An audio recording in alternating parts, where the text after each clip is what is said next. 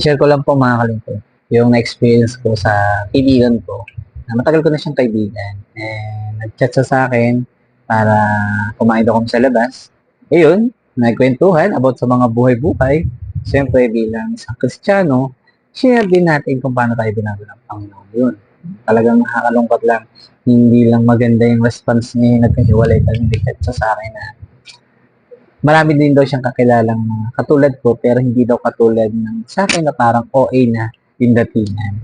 Kasi yun, nag-reply ako sa kanya na humingi ako ng pasensya, bro, kasi kung alam mo lang, kung ikaw, malalaman mo yung katotohanan patungkol sa kaligtasan na sa Panginoong Hesus at yung kapahamakan na mangyayari sa atin, magiging okay ka rin. Magpapanik ka rin na gagawa ka ng paraan para malaman to ng mga mahal mo sa buhay at sa lahat. Malaman mo rin.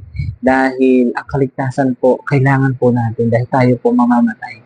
Kailangan po natin si Jesus. Kailangan natin si Jesus sa buhay natin. Kaya, sabi ko sa kanya, darating din yung panahon na may intindihan mo rin. Pero, yung mga ganung bagay na experience natin bilang isang Kristiyano, pagpatuloy lang natin ginagawa natin sapagkat yung mga ginagawa natin, mga ganun, hindi naman nasasayang yan. Ang importante is kinakalat natin yung salita ng Panginoon, lalo na si Jesus, na siya lang sa kanya lang tayo makakuha ng kaligtasan. Kaya okay lang na naka-experience tayo mga ganun.